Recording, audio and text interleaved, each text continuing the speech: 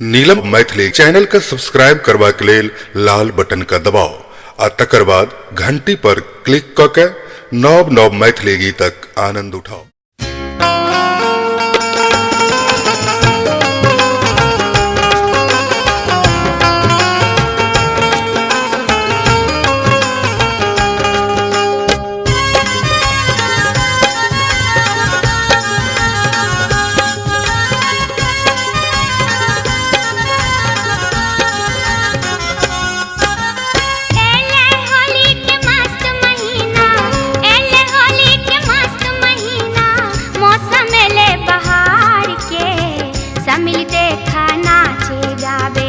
समिल देखा नाचे गावे उड़बे रंग गुलाल के, समिल देखा नाचे गावे उड़बे रंग गुलाल के।